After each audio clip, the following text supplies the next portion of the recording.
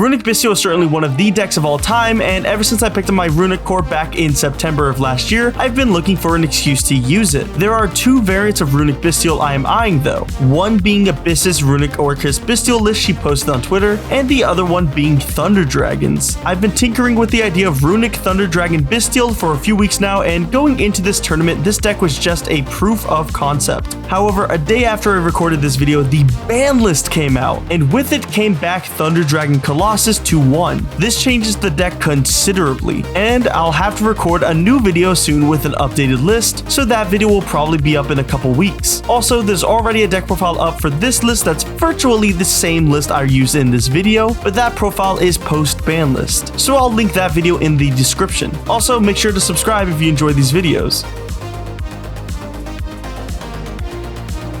Round 1, I was up against Michael West on ABC, as usual. He won the die roll and went first, but a Druisworm on his B Buster Drake made him end on a board of Therion, King Regulus, Black Rose Moonlight Dragon, and a set card. I draw Flashing Fire for turn and immediately fired it off to destroy his Moonlight Dragon. Going to main, I normal summon my Thunder Dragon Matrix and link it up for Linkuriboh, and before you yell at me in the comments, this was recorded on Friday, April 12th, so it was pre-ban list. Dragon Matrix searches me another copy of itself, and I run into one of the deck's biggest enemies, Droll and Lockbird. My turn would have been a lot better if that didn't happen, but I still have ways to play. I tribute Druisworm to special out Lupelion from hand and trigger Druisworm to send his Therion. On resolution, Lupelion places Regain from deck, and I link my two monsters into SP Lil Knight, which targets his back row. The set card ends up being Crossout Designator, so he uses it to banish Prosperity just to deck thin. Since I can't OTK him this turn due to my Runick cards and the Droll, I just have to pass here. Michael starts off by normal summoning a Assault Core, and I use Baldrake's effect to summon itself out by banishing Linkuriboh. This gets me a draw off of Regained, and Michael goes to his battle phase to swing over IP. In his main phase 2, Michael uses Terraforming to grab Discoloseum, and Discoloseum grabs Regulus. This is especially good since he has Regulus in grave already, so he can equip that, and it's basically one negate for the next 2 turns. On its summon, I chain Regain to summon back Druisworm, which gets rid of one of the Therion negates. Michael passes back to me, and I draw another Flashing Fire, so I use it to summon Hugin. Hugin ends up getting impermed, but this is still fine as I can move to my main phase and tribute summon Dragon Roar. I can then follow that up by using Slumber to summon out Gary, and then Synchro Gary and Dragon Roar off for Chaos Angel. This way I can chain block Roar's effect to summon from deck with Chaos Angel, with Angel forcing out the Therion negate. And with Therion out of the way, the game is practically over. Sure, Michael ends up top decking Sync Crush Wyvern on his next turn, but when he links his 2 monsters away for Platinum Gadget, I can use Baldrake to bounce it back, and Michael couldn't really do anything from there. Game 2, Michael goes first and ends on a board of 2 back row, IP Masquerena, Platinum Gadget, ABC Dragon Buster, and Regulus. I do my best to get through this board, but on top of the negates, he had a set Imperm, and it was just way too much, so I end up scooping. Game 3, my hand is a bunch of Runick cards, Baldrake, and Instant Fusion, which wouldn't be so bad if Hugin didn't get Imperm. The following turn, I just played damage control, but Michael ends up OTKing me. Good games to Michael.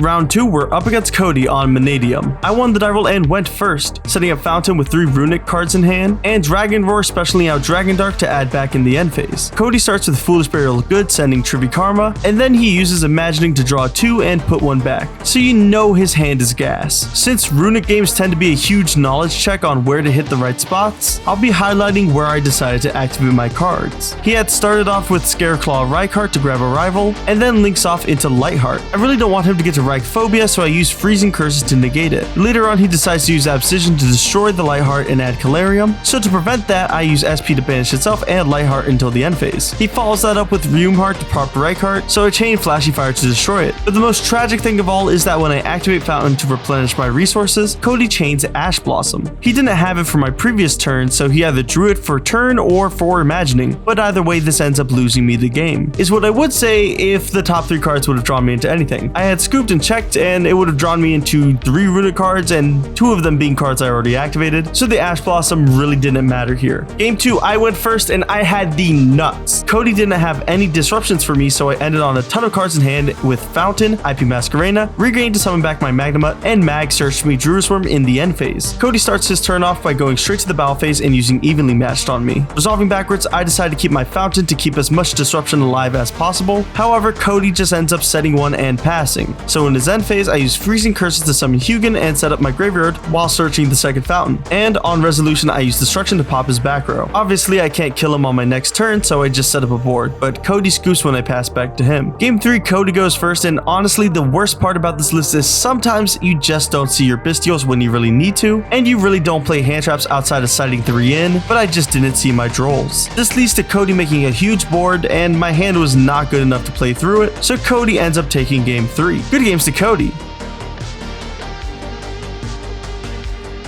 Round 3, we're up against Nick on Yubel. He goes first and sets up a board of 4 back row and Spirit of Yubel. I draw and start comboing off, but unfortunately Nick had Super Poly. He makes a Yubel the Loving Defender with 3 materials, and the best thing I could do here is set up Thunder Dragon Titan and pass. Now the thing with Yubel is that if Nightmare Pain is up, I'm forced to attack into his monsters, and I take the battle damage from battles involving a Yubel monster. And the Yubel monsters like to be destroyed by card effect, so when he goes to battle, I use Titan to destroy his Nightmare Pain, but his Loving Defender still banishes my Titan when it battles it. In his main phase 2, Nick flips up another Nightmare Pain and passes. Now, my only real win condition here is to diminish his resources and pray that I can survive his turns for as long as I need to get rid of his Nightmare Pains. Thankfully, the Runick cards keep me in the game, and after 36 long minutes, I destroy his very last Nightmare Pain. And from there, eventually Nick just runs out of steam and I take game 1. Now, the sad thing about decks like this is since the Runick cards skip my battle phase and take a long time to grind out games, more often than not, you may not finish your match before time is called. And in game 2, time was called. However, no damage had been done, so I ended up taking the match due to time rules. It really does suck to go to time in Yu-Gi-Oh, but good games nonetheless to Nick.